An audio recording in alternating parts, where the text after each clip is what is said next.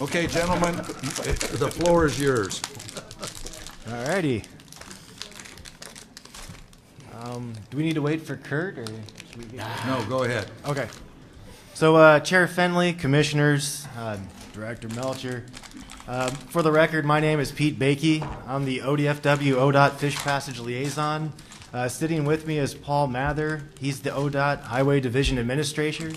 Today we're seeking approval on a new culvert repair fish passage programmatic agreement. And just to give you a little background, back in 2014, after discussions with the Governor's Office, ODOT, and ODFW, we developed a solution to allow ODOT to temporarily repair failing culverts. In conjunction with these culvert repairs, ODOT will also make site-specific fish passage improvements and make strategic fish passage investments off of the ODOT right-of-way at high-priority artificial obstructions throughout the state. The underlying premise of this pilot project is to improve passage and provide benefits to native migratory fish at strategic locations while providing ODOT a means to repair these failing culverts. We believe we've landed on a balanced solution to allow ODOT to temporarily repair these culverts and improve fish passage, and we believe this solution balances public safety, interstate mobility, watershed health, and is consistent with the Oregon Plan. And with that, I'll let Paul take over. Good. Thank you, members of the Commission, Chair Finley. Thanks for having me. I want to spend a little bit of time, not too much time, because I know we're running late here tonight, but I think there's some important context for you as we get into this topic, talking about our culverts and just our transportation system. Our transportation system as a whole is in a declining mode. And even though with the passage of the House Bill 2017 last session, that closed the gap by about half. We still have bridges, we have pavements, we have culverts that are still in a declining mode and are underfunded. Most of our assets were built there in the interstate system about 50 years ago, and they had a 50-year design life. And we were in a mode of repairing bridges rather than replacing bridges, the same with pavements, the same with culverts. That's not getting yet into the seismic needs that we've learned about over the last decade or two, about a $5 billion need, as well as congestion that we all experience, growing almost daily. Culverts on our system, we have about 35,000 culverts on the state highway system. The graph there shows you we have about a third of those are in poor or very poor condition, and they look like the picture that is shown up there on the screen. Every year we have dozens of culvert failures. Most of the time these failures look like a shoulder fell off or a pothole in the roadway, but at times these culverts completely close roadways. And in fact, last winter we had to isolate a community when a culvert collapsed near Oceanside, and residents had to be escorted by emergency vehicles through Forest Service roads for several days to access their homes and their community. As we got into the late 90s, the Oregon Plan, and implementing improvements to culverts and fish passage, there was a fair amount of kind of good opportunities for us to repair culverts that need repaired or replace culverts and improve fish habitat. As we've moved the last 20 years, we have picked the low-hanging fruit, and we are now into very expensive culverts that have at best limited opportunity for fish passage improvement. And so that's what, when I was here 3 years ago talking about the pilot program that we've just been through, we knew we needed to come up with something different, something that helped fish, but also that helped the transportation system. Just talking a little bit about cost, we can repair a culvert for between $50,000 and $150,000. That same culvert typically is replaced by a bridge. Can cost up to $5 million for replacement. So there's a significant cost difference between a repair and a replacement. That picture you see up there is of a culvert underneath the interstate. It cost us about $70,000 to do that repair. It would have cost us $5.5 million. And a great interruption of traffic on the interstate. During the last couple of years under the pilot, we've seen some great successes, and we're going to get into that more, but just from a culvert standpoint, you can see on the slide here some pretty significant savings that we've had as we realize those the benefits of doing those repairs and deferring those.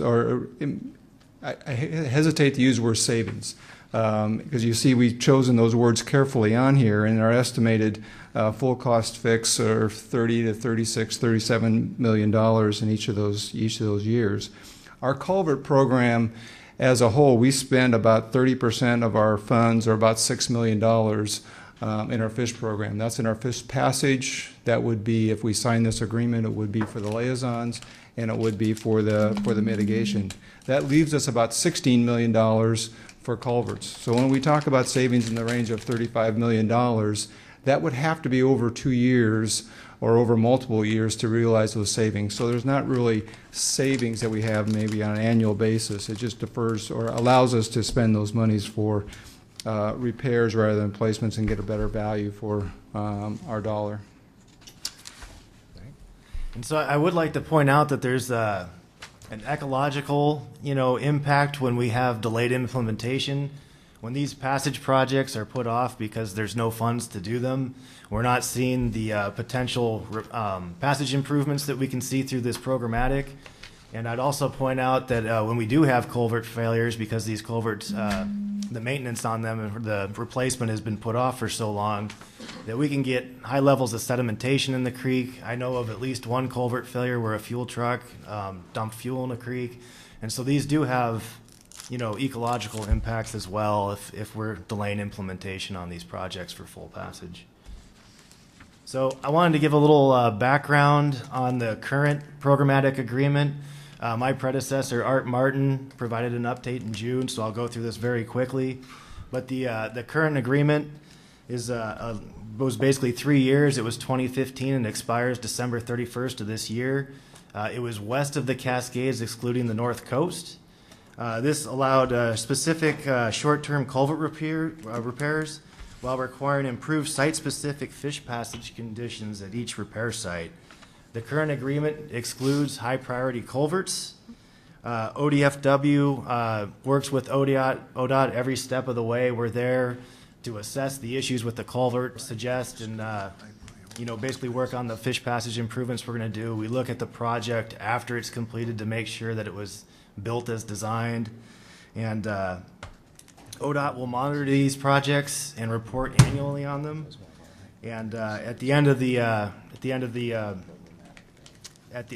this agreement, we'll do a full analysis on it. And so one other thing that ODOT provides is $1.8 million in fish passage compensation funds, and essentially this is to make up for the delay in full passage at these sites. And we basically use our high priority fish passage list and the conservation plan to try to leverage these monies to get the highest priority fish passage projects we can get done. And so this is the geographic range of the current agreement. It's the area in green. We had a mitigation banking pilot project going in the North Coast, and we didn't want these two to conflict, so we excluded that area. And so with those, with that 1.8 million in the fish passage compensation fund, like I mentioned before, we're trying to use our fish passage priority list and the conservation plan to identify the highest quality projects we can do. We were able to leverage those funds into 5 projects. The East Fork Millicoma project and the Odell Creek Dam project have both been completed. Oak Ranch and Dairy Creek should be completed in the in-water work period of next year. And Opal Springs will begin in 2018 and will likely be finished in 2019. That's a 2-year project. And just to give you an idea of how valuable these projects are, well, one, we really couldn't have afforded to financially assist these folks without this fund. But Opal Springs, that's going to improve passage to 110 miles of native migratory fish habitat. So very important project. It was number 2 on our statewide fish passage priority list. So as far as the current agreement is 2015 to 2017. It's a new agreement, and then ODOT has an existing heavy workload, so they weren't able to mobilize in time for 2015. So no projects were completed then. But in 2016, they were able to complete 6 projects. Those are the yellow or orange dots up there. And in 2017, they were able to complete 9 projects. And I will point out that the Senecal Creek ones and the Trib to the Umpquas are so close they look like one dot, but they are separate projects there. So I wanted to give you an idea of what sort of improvements we're making out there. Basically, we feel that if we address depth, velocity, and jump height, that we're improving passage at these sites. Those are the main issues that these fish are dealing with at these culverts. And so we'll go out and assess and see what kind of treatments are needed. And so here's some of the things we might do. In the top is we've got weirs in the culvert. The idea is to increase depth and slow the velocities in the culvert. This picture was taken during construction, so there's no water in it now. We've also done fish rocks, things like that. They'll create hydraulic complexity, slow the water, and increase depth. We also can do outside of culvert improvements. If we have a culvert that's perched, we can build weirs down below to backwater the culvert, create good fish passage conditions into that culvert. So I'll give you a little, want to get into what the new agreement has. There are some changes versus the current agreement. We hope to have this effective, if approved, January 1st. This is going to be a 5-year term agreement, and it's going to expand the service area to statewide. We are going to allow high priority culverts under this plan. One of the things that we found is that when we start getting into like 3-4 foot culverts and smaller, is that they don't have the hydraulic capacity often to do significant fish passage improvements on the inside, and also it gets really extremely difficult to work in there. And so what we found is that invariably a lot of these larger culverts were on the high priority list. And so we don't want to exclude the ability to make improvements at these sites versus delaying implementation. And so we want to realize those improvements while we can. And ODOT has some separate funds that they use to address full fish passage at sites. And we're working on a list for that. That'll be under the 10-year implementation plan. Those sites will not be eligible under this agreement. And I will say about high priority culverts is that they have to have significant passage improvements here. And ODOT has committed to basically doing everything possible to make the conditions as best as we can at these high priority culverts. And so another change that we have is that for the Fish Passage Compensation Fund, we're looking at $2 million upfront, regardless of how many culverts we complete. That will, if we go over 40 culverts, we'll get an additional $50,000 for each culvert. ODOT is hoping to do 100 culverts under this agreement in 5 years that it'll be effective. If they're able to reach that goal, we should have $5 million, or we will have $5 million in the Fish Passage Fund to do high priority fish passage projects in Oregon. So I did want to point out some of the other funds that ODOT's providing. Under this agreement, there's 2 ODFW ODOT liaisons that will work within ODFW. One of those is my position. We're looking at hiring another position if this is approved in the spring. And ODOT will continue to spend $4.2 million annually for their ODOT Fish Passage program. These monies address full passage projects on ODOT's highway system. I have a picture there on the right of Honey Creek, which is in the Umpqua Basin. As you can see in the top photo, that's not the best passage conditions there, and they actually used those funds to install a bridge. And as you can see on the bottom, that's a much better situation for fish. As far as the fish passage funds, the compensation funds that we're using, this is one of the projects we were able to leverage the money with additional money from the project proponents to get completed. This is Odell Creek Dam. This is a tributary to the Hood River. And while it does have a fish ladder, the jump heights are very high, the jump pools are very narrow, and this is very close to a complete barrier. This dam was built for hydroelectric generation, and the owners basically crunched the numbers and found that the improvements that are needed in the maintenance really were going to be more expensive than this dam could provide, and so they were willing to decommission it. So we were able to leverage those funds, remove this dam, and we opened up 3.5 miles of native migratory fish habitat. And this several species are steelhead cutthroat, but also threatened steelhead. So very good project.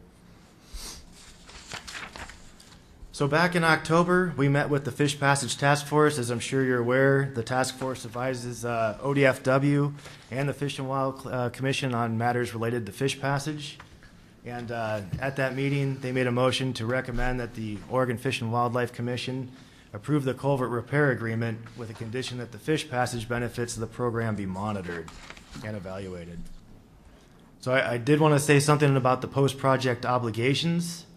ODOT is responsible for all maintenance required to maintain the level of passage that these projects are designed to do. ODFW can go out and inspect at any time. If we identify an issue, we'll work with ODOT to resolve that issue. And also, through input and recommendations from the Fish Passage Task Force, the pilot project will have multiple accountability, monitoring, reporting, and evaluation components for both ODOT and ODFW. We will both implement a monitoring plan for each project. ODOT will monitor and report all post-project fish passage conditions to verify that they're functioning. And monitoring will also be completed after high flow, spring and winter, channel forming events in years 1, 3, and 5. This will include pre and post treatment photos. We'll have folks out there looking at, they'll be doing an assessment on velocity, scour, stream bed stability, and any other relevant information. And so if fixes are needed, they're going to work with ODOT to basically get those fixes done. And if the project meets, after 5 years of monitoring, it looks like a successful project, they're removed from their monitoring responsibility, but they're still responsible to maintain these to the level that they were designed to pass fish. By February 1st of each year, ODOT will provide a report on all culverts under the agreement. This will include a narrative of the program activities. It'll have a map of the culverts repaired, description and date of the repair actions. We'll talk about how fish passage was improved at each site. There'll be an estimate of fish habitat upstream and which species are affected by that. And ODOT will also do an analysis of the cost savings versus full repair. And these are due, like I said, February 1st. In 2015, we didn't have any projects, so there is no report for that year. The 2016 report is up on ODFW's Fish Screening and Passage website, and we're currently working on the 2017 report. So at the end of the pilot project, ODFW will provide a final analysis and report on fish passage. We'll look at the effect of the culvert repairs on fish passage, and we'll also look at the fish passage improvements implemented with the passage funds. And ODOT will provide a final report on the effect of the pilot project on maintaining highway infrastructure and also an analysis of cost avoidance. And these reports will be used to address culvert infrastructure issues on the state highway system. And so in conclusion, I just want to point out that this programmatic will allow ODOT to make vital culvert repairs, which is better than delayed implementation. And it will provide a benefit to native migratory fish species over, the delayed implementation with the fish passage improvements made at each site. And we believe the pilot project will be a win-win for both fish and the traveling public. And I just want to mention again that this was a collaborative project between two agencies, and I think it's good. And so with that, if I can get the right slide, the Fish Screen and Passage staff would make the recommendation to the Commission to approve the ODOT request for this 5-year statewide culvert repair pilot programmatic agreement. It's a mouthful. And with that, I'll take any questions. Well, we have two members of the public that are going to testify, so we'll call you back up. Okay. All right. Hope you guys are still here or awake. Brian Posowitz. And I think it's Stuart Myers. Is that right?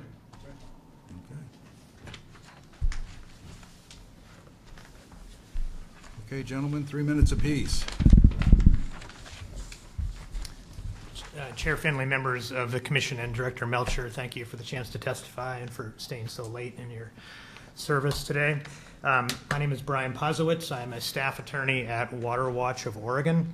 Water Watch is primarily interested in protecting and restoring in-stream flows, but we also have gotten involved in fish passage issues over the years, including the removal of a couple of major dams, primarily in the Rogue River Basin.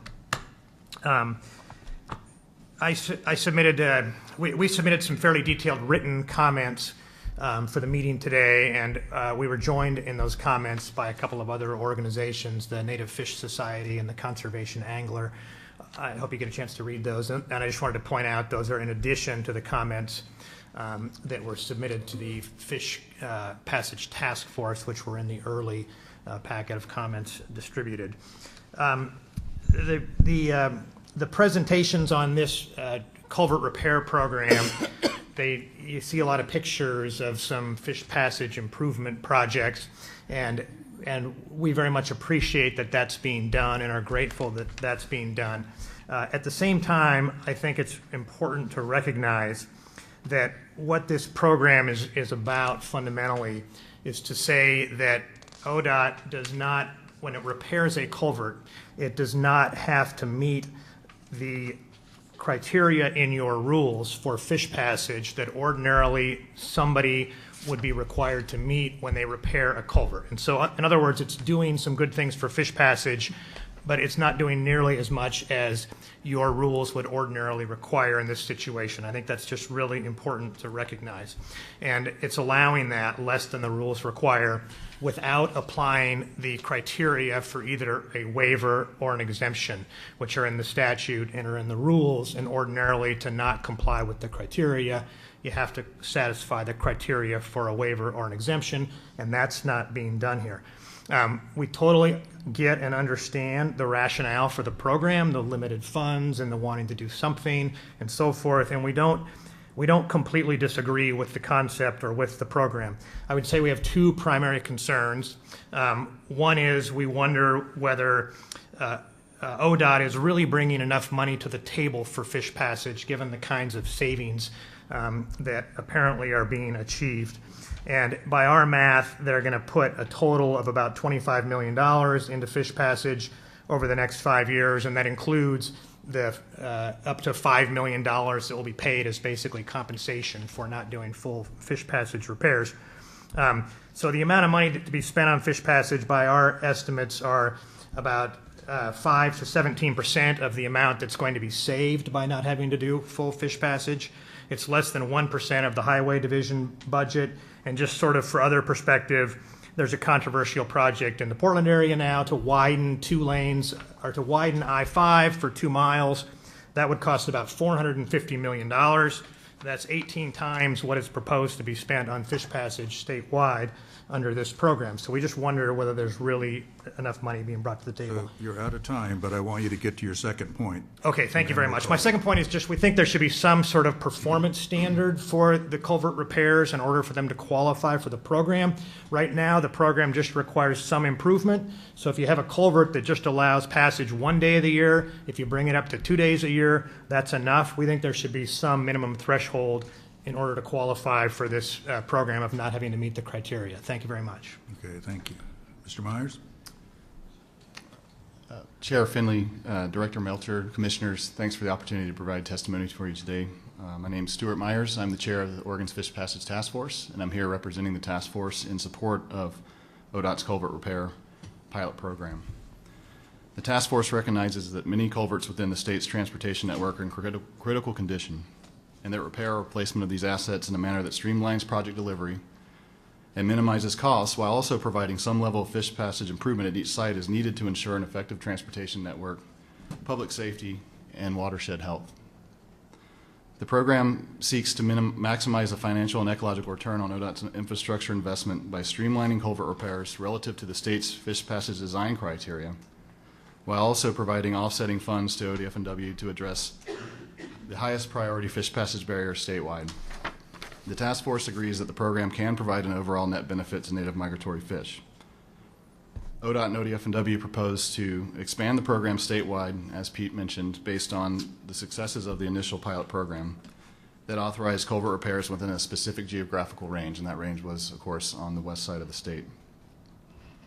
Also proposed is an expansion of the program to include high priority culverts, while excluding culverts listed on ODOT's 10-year passage implementation plan.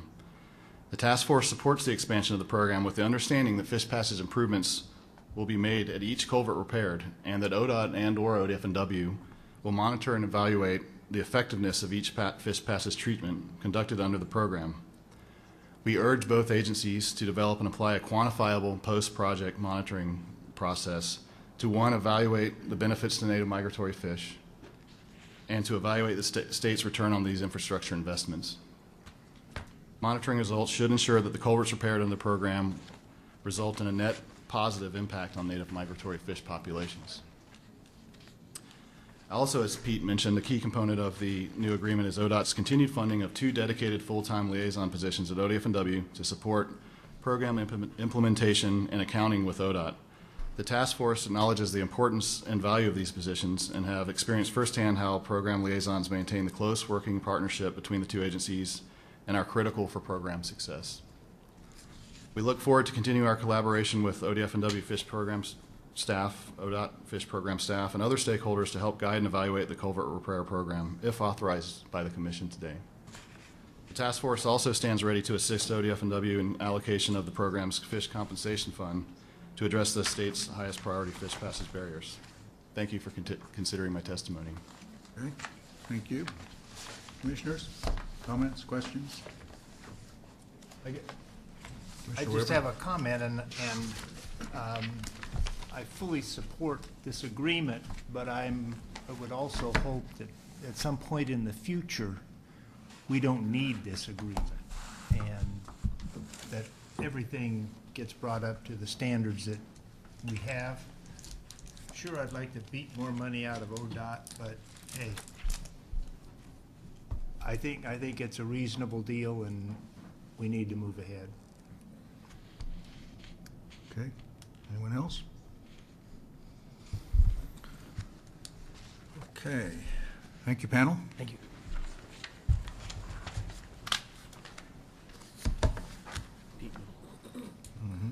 The Pete and Paul Show. Come on back up, gentlemen.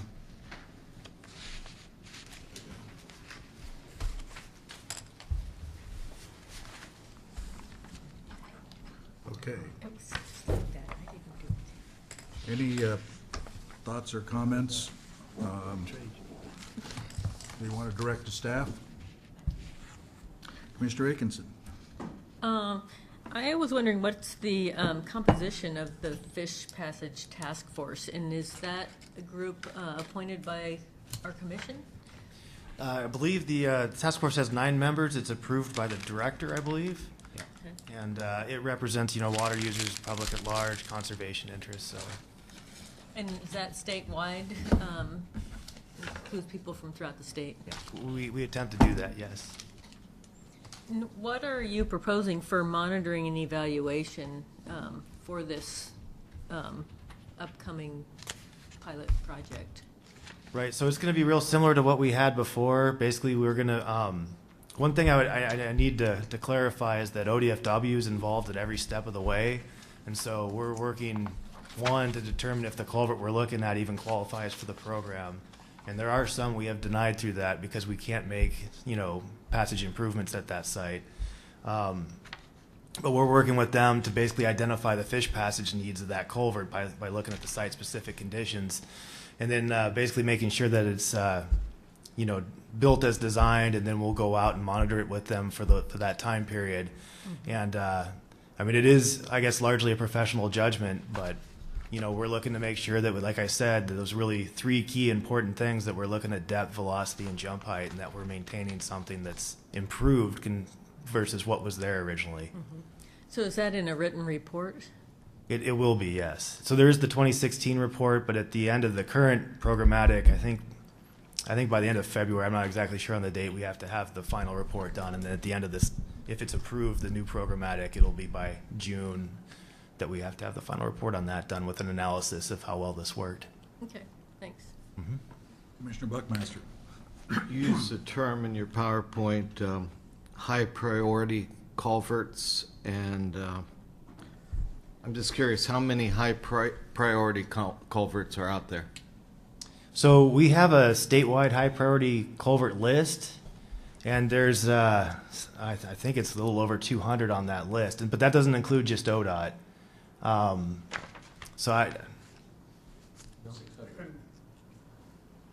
So in the statewide list, there are about 580 culverts, and ODOT owns 30 of those, or I should say passage barriers, because the statewide list includes dams and other passage barriers.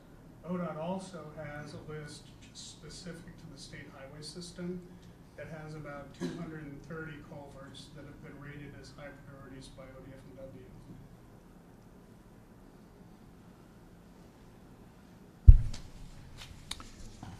Commissioner Woolley.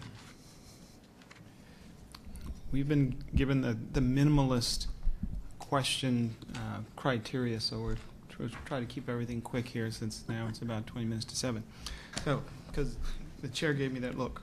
So, so I'm remembering the presentation of the pilot program. I can't believe that was 3 years ago. Was that really 3 years ago? Yeah. That's okay. Yeah. So, trying to recall if there were any projections, kind of general projections in terms of lifespan of these sort of fix-it projects versus, the actual very expensive long-term. So I just want to get refreshed on that because I don't remember. Yeah, so these are short-term fixes. They're really looking at fixes that are about 20 to 25 years. Mm-hmm. The goal is to not do a fix that would be the same lifespan of a full new replacement. Sure. And Okay. so these are basically, we have culverts out there that didn't persist as long as they were expected, and this hopefully will get them to that original expectation of lifespan. Okay. So we also talked about a number of touch points or collaborative points along the way of the process. ODFW, ODOT collaborating on design. We talked about monitoring. So it wasn't clear to me, are we checking to see that they're constructed correctly at the time that they're finished?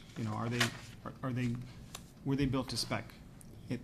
And finding out at that point versus later when we kind of get around to monitoring 3 months later, 4 months later. So I wanted to check on that. Now, ODFW will be going out there as soon as the construction is finished and verifying that these were built as designed, and then we will be following up as far as monitoring too and making sure that it's taking these high flow conditions.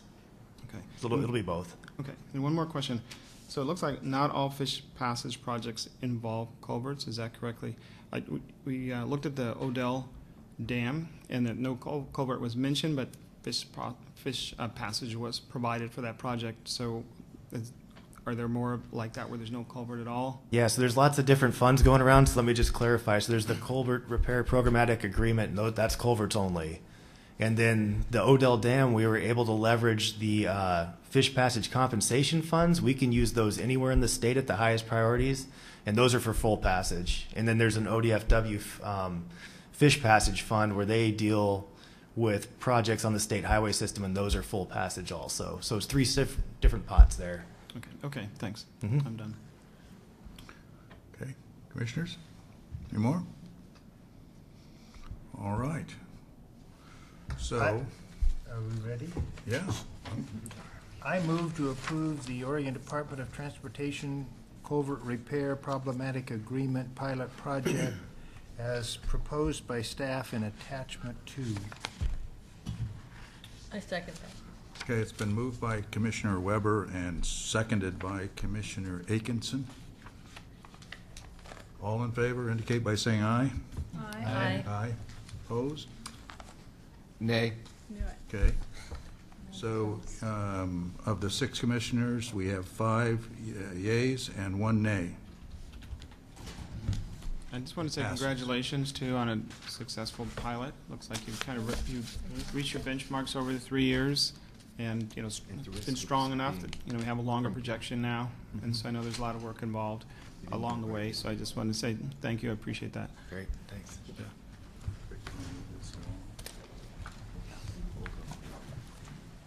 All right, thank you, gentlemen. Mr. Botner.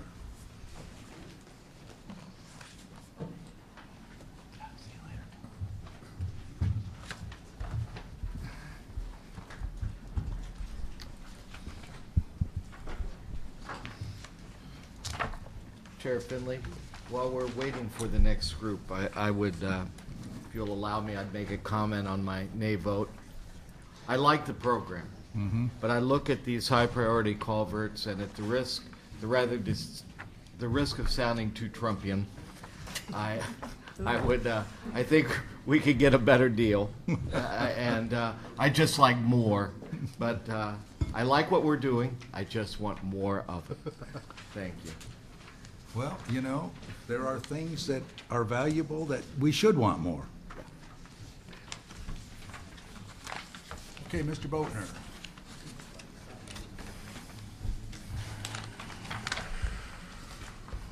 Floor's yours, Rick. Give me a second to set my notes up. Yeah.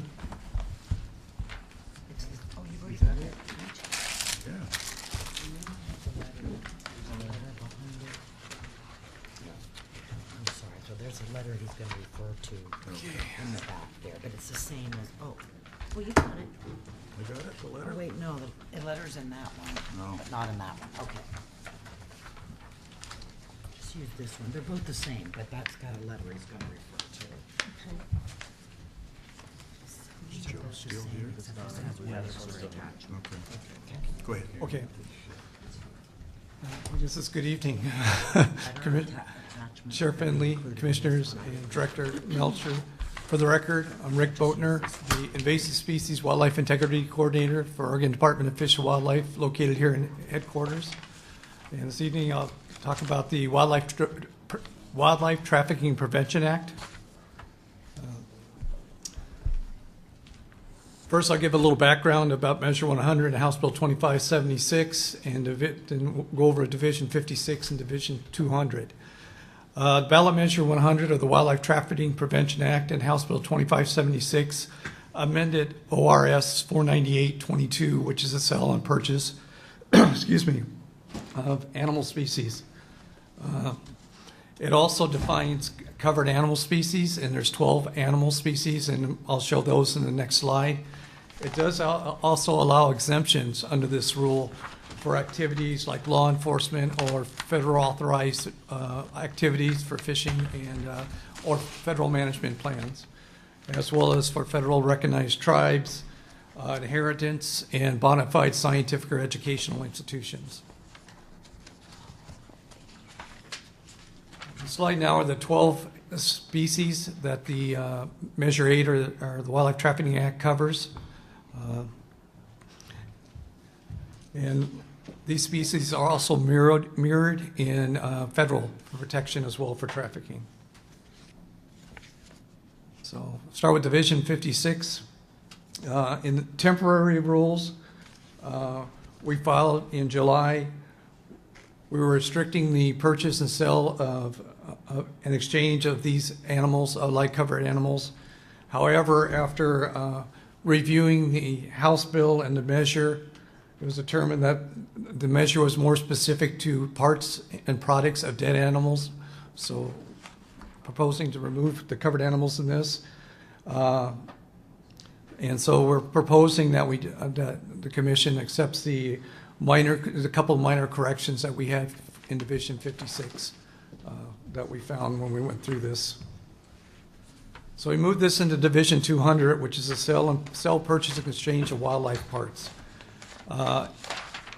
In the first part, we added the definition for the covered animal species, the 12 species, also defined bona fide scientific or educational institution, covered animals parts, and the other in Addendum 1 that you were presented with in the packet, we did add the term exchange in the definition of sell of covered animal species. In 135 of Division 200, it also allows exemptions. Some of them I've already mentioned with law enforcement, federal regulation, federal management plans. It also, in this section, gives further restrictions for antiques and musical instruments, especially on fixed components. Gives an age requirement and a less than 200 grams for the components in these products. And then the last part in the rules, we lays out the procedure for violations of this rule, which is civil penalties. We did receive some very late correspondence that included a list of suggested changes to the proposed rules. And we've had the opportunity to visit with these representatives from these individuals and share our perspective on their suggestions, and we feel we can address their comments. Staff is prepared to highlight these in a second and third amendment after we go through public testimony. So with that, I'll take any questions. Hopefully that's quick enough. Well, we have 2 people for public testimony, so we'll invite you back. Okay. After that. Okay. Bruce Starr and Joe Rowlett.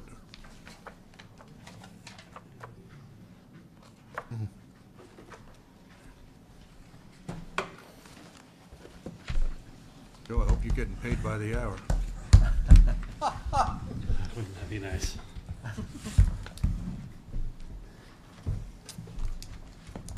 All right, Bruce, why don't you go first? Very good, thank you. For the record, I'm Bruce Starr. I am one of the chief petitioners of ballot measure 100, former legislator. I have the opportunity to testify in reference to these proposed rules. I do want to say that I appreciate staff's effort here. Had the opportunity to meet with them. You will, in your packet, I think, have a letter from Kristen Leopard, who is with Save Endangered Animals Oregon, where she outlined a number of suggested amendments to the proposed rules. And I think, as in my conversation with staff, the vast majority of those suggestions are going to be in the addendum that you'll hear about here in a moment. What I would like to address is a continued concern that we have as it relates to the rules and their definition of sharks and rays. We believe that that potential rule creates a significant loophole as it relates to Measure 100, and quite honestly, how the legislature interpreted Measure 100 in the statute, House Bill 2576. In the House bill, they created that exemption as it relates to the federal management plans in the exemption section of the statute, not in the definition section of the statute. And I believe that if the legislature had meant to define sharks and rays as it relates to that federal exemption, they would have put it in the definitions side of the bill as opposed to in the exemption side of the bill. And what this really addresses is those species that might get captured as a byproduct or bycaught in the process, and creates I think a loophole there that is unintended, certainly not what I believe 70% of Oregonians voted for when they voted in favor of Measure 100, nor do I believe that it's what the legislature intended. So that alone, I think, is the key issue that Save Endangered Species for Oregon has as it relates to the proposed rules. Again, I appreciate the opportunity to have that engagement and conversation with staff earlier today. But we do continue to have a problem with that particular part of this rule. Thank you. Okay. Mr. Chair, members of the commission, my name's Joe Rollator. I live in Walport. I'm here today representing Seafood Oregon, which is one of the 4 members of the Oregon Trawl Commission. That's a commercial fishermen that catch bottom fish. I was involved in the development or the passage, ultimate passage of House Bill 2576, and that was the bill that Senator Starr just told you about, to implement ballot measure 100. From the very beginning with ballot measure 100, I was concerned about the lack of definitions in the ballot measure. So what is a lion? And when you come to fish, there's a lot of disagreement about a particular species and what's allowed and what's not allowed. And and we get in arguments in the back deck. We get in arguments in the at the cannery. And what I'm concerned about is that fish that are caught in a fisheries management plan, and they're allowed under federal law, which is spelled out in the original ballot measure, somehow are going to get caught up in some Well, that's a species that's covered by ballot measure 100 because I say it's so, but it's not. And so I just think it's really important that you pass rules today to replace the temporary rules, which you already passed, but that those rules contain the language that was in the House Bill 2576 and the language that was in the ballot measure that says that the activity, it's exempt. The species or the animal is exempt from these rules based on the fact that it was an activity that was expressed by federal law, or that the activity involves a species that is involved in a federal fisheries management plan. The way, I'm not an attorney here, and so I don't really understand the nuances of a lot of the stuff, but I did review the suggestions that ex-Senator Starr's group put forward, and their suggestions completely eliminate in the definitions of the allowed or the exempted species the animals that are involved in a federal management plan or they're involved in federal law. And so I think it's really important that you approve the staff version with the edits that I think everybody agrees on, or typographical errors or clarification of particular terms, but that you leave in the exemption that applies to fish that are brought in under a fisheries management plan. Thank you. Okay. Commissioner Buckmaster.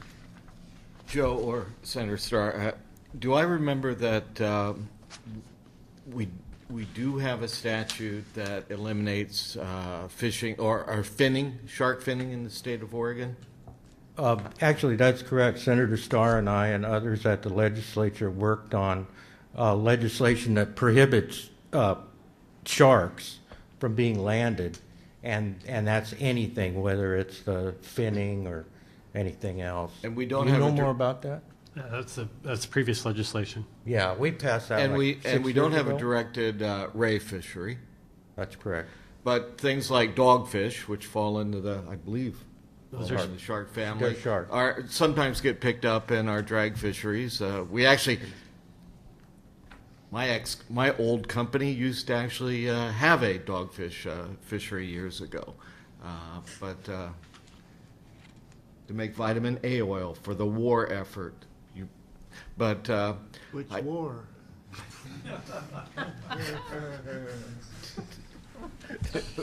So that we've got the as far as this is incidental catch and it's currently in our rule as written. Correct, as I understand it, yeah. Okay. All right. Can I just follow up on something that you're talking about with finning?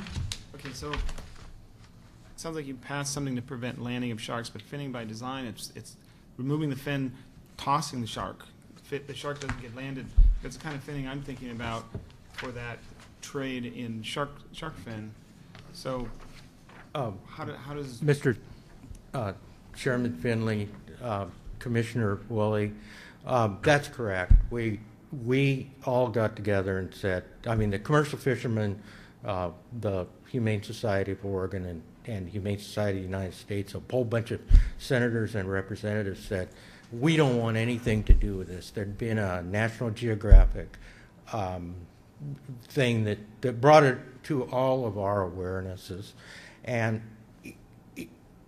so we, at that time, had a discussion about should we outlaw the product, like the fish fin soup, or should we allow the finning, bringing the fins in, or should we just disallow the species?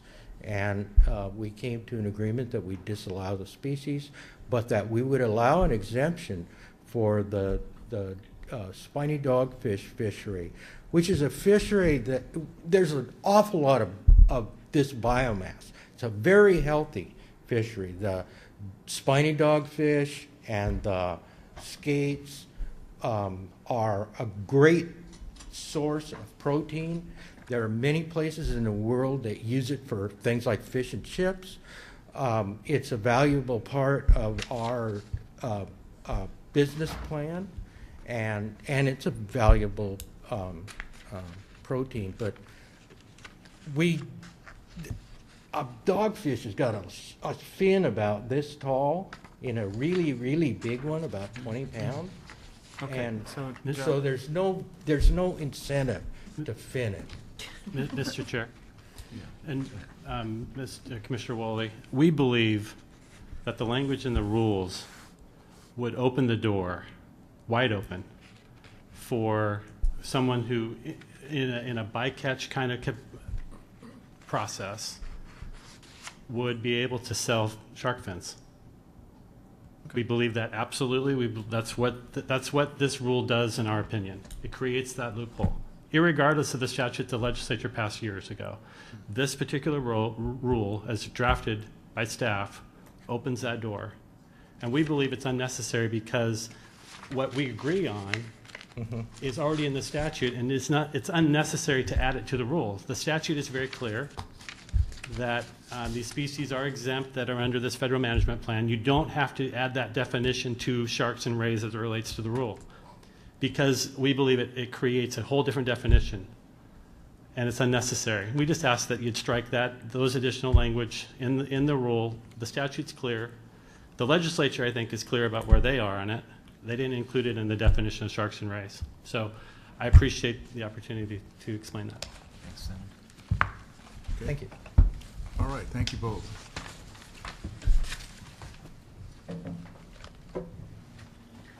Okay, Rick? Okay, commissioners. Any questions or comments of Mr. Boatner? I have a question. So I have a concern about the 200-gram rule. I mean, to me, it seems like it's potentially a loophole, and maybe you can correct me on that. So 200 grams is just a tiny bit over 7 ounces, so it's a little bit under a half a pound. So, I don't know how much a tiger spleen weighs or a gallbladder from another species that's on the list, but obviously these organs can be dried, so they lose a lot of weight. They can be dried, powdered, encapsulated. You can have dozens of capsules in 200 grams. So to me, that feels like a loophole for those that are conducting illegal trafficking for what they believe is medicinal value of animal organs. So could you address that, please? Did you get my question? Yeah, I'm getting your, sorry. Chair Finley, Commissioner Woolley, I'm just thinking about it for a second. Oh, okay. In the rules, it's just for the 200, less than 200 grams is just for antiquities and components of a musical instrument, I believe. It does not, so dried, if I'm reading right, Aaron can correct me. Fixed component of a musical instrument. Yes, that's the 200. So it doesn't, dried, tiger liver or something like that would be prohibited already. It doesn't have a weight requirement on it, on these rules, according to Measure 100. So that's only for instruments? Yeah, instruments and antiquities. Yeah. Okay, good. Thanks for clarifying that. Any others? Okay, so now, Chair Finley? yes, Commissioner Woolley. One more. Okay. So there's been some concerns expressed about the severity or lack of severity of the penalties that we're proposing in our state versus other states.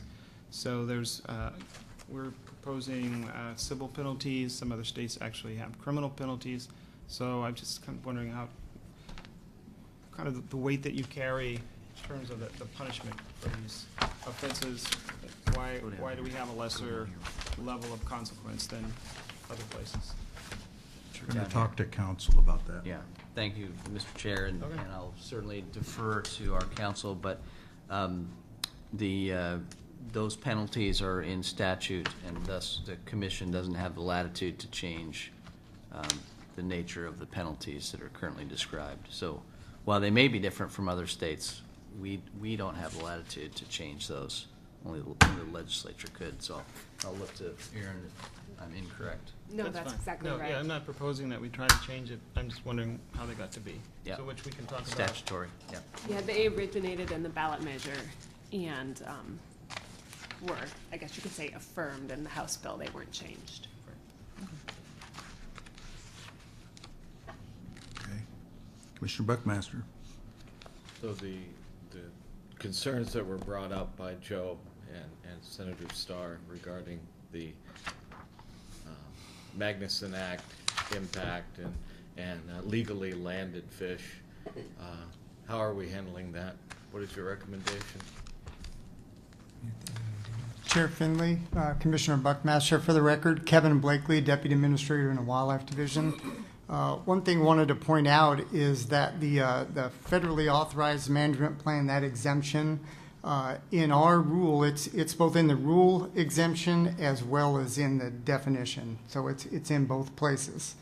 And the reason that we feel it's necessary to have in rule in the location that we have it is really to try to make sure as we communicate in rule, further define what that is, that there is, through those federal management plans, through the activities, that's the direct language in the rule, that there are those abilities for legally harvested sharks to be a component that are exempt under the Wildlife Trafficking Prevention Act. I don't think there was a disagreement in regards to what we said. It was just a disagreement that it needs to be presented in that direct manner in the definition specific to sharks and rays. But for us, it was the best communication tool because those were the primary questions we were getting from stakeholders was tell us how that affects what we're currently doing and what that means. For sharks and rays or sharks that are harvested, they're harvested legally through bycatch opportunities that are outlined in the federal management plans. So this really is our most transparent way to communicate that when people look into the rules specific to sharks and rays, that they can find that. They don't have to rely on understanding what the statute directed us to do. Does that satisfy the? I'd like to know more about that. So. And one thing, Chair Finley, Commissioner Buckmaster, in the discussions with Senator Starr, was that committed to that if there needs to be further discussion between what they understand or fear that a loophole is and why we have that that there could be absolutely some further communication on that. The Marine Program staff worked very hard in July and August to put the word out, do a lot of communication on how fishermen and how other people who use some of the materials, particularly bones and different things from sharks for artwork, how they could stay within the full legal realm of the Wildlife Trafficking Prevention Act. So if we need to do some additional meetings and figure out if there are some things we need to amend and adapt after that, we are absolutely willing to do that. Would you like to ask Senator Starr to come back up? Yes, please, Senators. Are we taking What? action today? Yeah, and while he's doing that, I guess, Mr. Chair, I would like to just mention that we've had temporary rules in place for the last 6 months that are basically the same as this package. They expire at the end of this month, and we will not have any rules in place absent commission action on this today. Yeah. And we can change these rules anytime we give adequate notice and then go Like through the all, process. Mr. Chair and Vice Chair, like all administrative rules, that's the case, yes. Yeah. Now, it's my understanding that a targeted fishery towards sharks or rays would run afoul of any number of federal fishery regulations at this point. So, Senator Starr, why is this not acceptable to you again? I'm having trouble getting my head around it. Yeah, it's our belief that by including this this language as it relates to how they define sharks and rays in the rule, it creates that exception for the sale of these shark and ray parts that otherwise doesn't exist as a bycatch. I mean, Mr. Chair, the Commissioner Woolley's example of shark fin. If in the opportunity that you happen to catch a shark or a ray, under these rules, it's our belief that you could sell it. And that's contrary to what ballot measure 100 is about. That's contrary to, I believe, what the legislative intent is about as it relates to these products. Well, certainly it's illegal to sell a shark fin in the state of Oregon. Yeah. Okay, but other shark parts then. It takes shark fins off the table, shark teeth, other parts of sharks that folks are out there selling today. It also, Mr. Chair, Commissioner Buckmaster, creates that challenge for folks that are out there in the marketplace, what's legal and what's not legal, and if you create this loophole, then it creates a cloud and confusion in the marketplace. Okay, let's do this. We need a little more discussion on this, I think, and with legal counsel. My recommendation is we approve the regulation or the package as provided by staff and agree to work, and we can always amend it anytime down the road. Comfortable with that? I'm comfortable with approving the staff recommendation, and I'd make that motion right now. And then we'll okay? We look forward to having further conversations. Yeah. Okay. And Mr. Chair, before the motion is made, yeah, we've certainly have a great relationship and stand by waiting to work. And I wanted to make sure that Commissioner Anderson, before she made her motion, knew that there were a series of 3 addendums that address many of the other comments that Mr. Starr and his colleagues have made.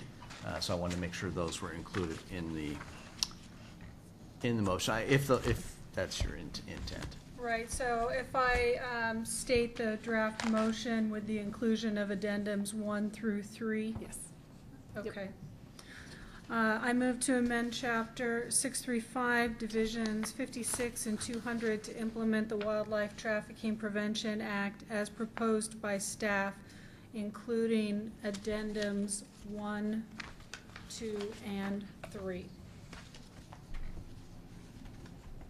Second? I second that. Okay. So it's been moved by Commissioner Anderson and seconded by Commissioner Aikenson. Any further discussion? Hearing none. All in favor indicate by saying aye. Aye. Aye. Opposed? Hearing none, it passes unanimously by the 6 commissioners present. Thank you, Senator Starr, for giving us that insight so we can continue to work on this. Thank you. Okay. Thank you, gentlemen. Or Rick, thank you. Okay, Tom. Thank you, Tom. That was a good thing. We approve it.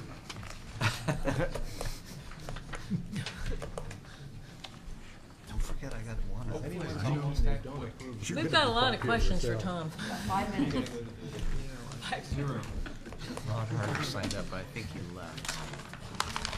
Tom could set a new record if he put his mind to it. We've gone till 9. Does anybody have any There you go. questions? Can I hear the motion? The answer is yes. What's the question?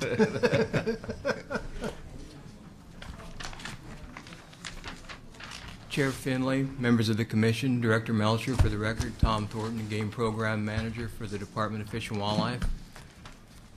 I'm before you today with some proposed rules to change the age for participation in the Mentored Youth Hunter Program. Since it was started in 2008, the Mentored Youth Program has limited participation to youth 9 through 13 years of age. In recent years, just kind of as a matter of scale, each year approximately 3,600 youth are mentored for buck deer. They usually take around just over 500 animals for about a 15% success rate. For elk, about 1,600 youth are mentored. They take about 80 animals for about a 5% success rate. That's just kind of a scale of the program.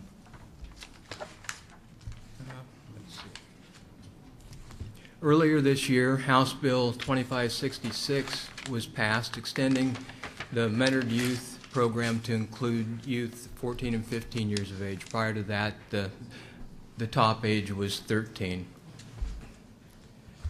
In the administrative rule changes, really there's only one primary change, and that is to recognize that 2-year extension from 13 to 15 from maximum age. We also made some clarifying language that we think makes it a little easier to read. More specifically, the proposed wording for the top rule on this slide, 0005, uses the wording 9 through 15 years of age. Prior to that, the wording was between, in this case, it would have been between 9 and 16. The fact that in the rule, it included 16, but actually 16-year-olds could not participate, was confusing to some folks. So we thought it was easier to understand the 9 through 15, you can participate. In the second rule on the slide, 0020, this is a matter where the language was simplified with the hope to make it clear that youth cannot participate as a mentored youth in the same hunt that they have a tag for. There was some confusion on that point. And that completes my presentation. I can answer questions at this time or after any public testimony. We have one. Is Rod Harder still here? Chair Finley, I talked to Rod earlier, and he indicated he probably wouldn't be around. Okay. So we have no public testimony. So are there any questions or comments on this? If not, do I hear a motion? Yes. I move to amend OAR Chapter 635, Division 074 as proposed by staff. Second? Second. Okay, so it's been moved by Commissioner Woolley and seconded by Commissioner Weber. No further comment or discussion? Call the question. All in favor indicate by saying aye. Aye. Aye. Opposed? Hearing none. Passes unanimously of the 6 commissioners present. All right. Thank you, Tom. Good job, Tom. Mr. Chair, that concludes our regularly scheduled programming. And I wanted to thank you all. This isn't the latest we've worked. We've been here later. It was a full day with a lot of very diverse agenda items. I did want to talk with you under other business. Originally, it was going to be on 2 items. I had Erica Kleiner on the hook to come and give you an update on our license system replacement project, which is well underway. Given the late time, we released Erica to go home, and so we will not do that. We'll schedule that, I believe, at the January meeting. Especially since it sounds like we'll have a little extra time in January. We won't be doing wolves, so it'll fit in nicely to have a little additional time to talk about our license system replacement project. And then I did want to talk, and I did not want to postpone, but I apologize for the late hour. I did want to talk a little bit about our Commission Best Practices Survey, which you all have seen, I believe, a month or so ago. I do have Lauren Chase, Dr. Chase here, as well as Cameron Smith. And I just wanted to have, and Mr. Chair, I know you had some thoughts on this topic as well. We did make copies of the actual survey just for discussion purposes today, as well as the little 15-point cheat sheet, if you will, that Cameron Smith put together a month or so ago. Wanted to talk with you a little bit about these, Mr. Chair. Yeah, you know, we're not always all together. Sometimes, for various reasons, one or more of us misses a meeting. So we may not have in our minds what happened in that meeting. And so we just want to briefly look at these. It's embarrassing when the commission doesn't have a consistent view of itself. Not that we're trying to stifle anyone, but to just understand what is the expectation behind the question. And so, like on number 1, do you agree that the executive director's performance expectations that we set forth and that we have a formal annual basis? So if the answer is yes, then, you know, we'd all answer that way. If you don't believe it, we should discuss that.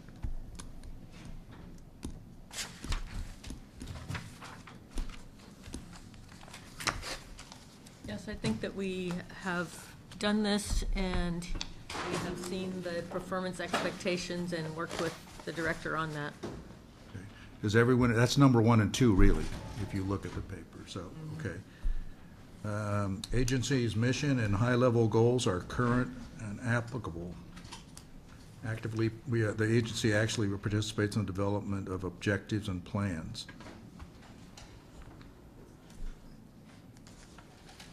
Do you agree with that?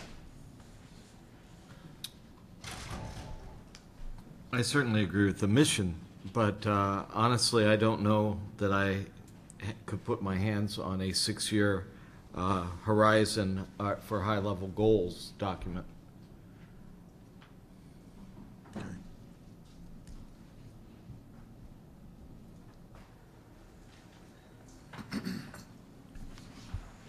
And we have that. Yeah. So we'll distribute that. Okay. Okay, so Maybe I'm the only one. let's I don't just, think we've seen it. Okay. Laura, do you need to get going? I actually have completed the survey, Okay. so, Are there any that you said no on? no, there are not. Okay. I think there are some that, you know, I had to pause and really think about, but I also understand the context with which we're working, and we're often in crisis management. Yeah. So, no, I answered affirmatively for that. Let's just real quickly reverse engineer this and just glance at these. You've all seen them before. Which ones aren't we doing as a commission? Where you're not sure, so that we could discuss.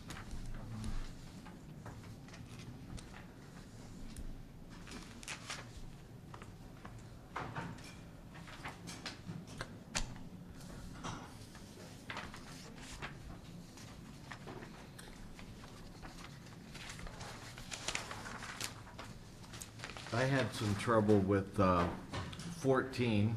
When I read the guide, it makes sense to me. I know talking to Commissioner Biddle about his training, indoctrination, and certainly there was a certain amount of trial by fire that went on. Yeah, and that was my fault. I didn't really sit down and work with Kurt to say, these are the things we need to do. So I think it's covered well enough on obviously the field trips, specific workshops, and certainly there's been support from the chair and from the department for any initiative that I would like. Anytime I've asked, it's been, sure, you want to go? Go. You know, Yeah, WAFWA meetings and so forth. Yeah, yeah. So, okay. So, Yeah, and I felt really confident on all of the financial measures in terms of the timeliness and accuracy and transparency of any budget expenditure and financial reports, so That was the easiest for me that's as well. pretty easy. Yeah, that's the, Yeah, we do a that's great the job. that's the Cameron. elephant Thank in the you for room. that. We do know that one. Well, if you're comfortable then, I think we should reissue that in however Okay. form you want. And what I'd like you to do is, if you get to one as you go through this and think about it, after Kurt reissues it, call me. If you're gonna say no, and we'll discuss what we need to do to get to yes. What do you mean by reissuing it? Well, I sent out a little note to you saying, don't fill out the survey. Yeah. And so, I think if you just want to do that, we can go back to refer to the original one. I think I still have Lauren's email Yeah, in my it hasn't inbox. changed, so we Okay, can let's either just use reissue it Lauren's or- email then. So that's not this, we're not filling this out right now. No. Okay. No, If no. you don't have it, Kurt can get it to us. Mr. Chair, for the good of the order, that is not available right now. It'll be in your inbox Monday morning. Okay, good. The new fresh version. And I did not meet, I just jumped the gun. I had responded as soon as it came I into knew my you inbox, did. which I never do. I usually just put that stuff aside, and then I found that you wanted to discuss this as a commission, so I wasn't trying to jump the gun there. I just wanted us all on the same page with expectations and understandings. And just to be transparent about that, I mean, the reason why we now have a cheat sheet and we're going through this exercise, we didn't do that well the last time around. There's some That was my confusion. understanding. And so we're really trying to streamline and kind of have concurrence among ourselves about what our understanding is, so. Right, and in following up on that, Mr. Chair, not to belabor this, but for instance, under question 11, part of question 11 deals with financial accounting and whether or not the commission reviews the executive director's annual expenditures. And on the last questionnaire, I think 2 people checked no. Yeah. And I can tell you, I go through a very rigorous audit process. Well, I actually see that. Yeah, and so we just want to make sure that we were all understanding the questions. Good. You want to see those? I mean, I get I see the report on his performance of his administrative, turns in his travel on time, all that. And they audit it. I mean, literally, they compare do my audit. calendar to my timesheet, to my expense claims, they. All right, All right. Very good. we're out of here, Adjourn.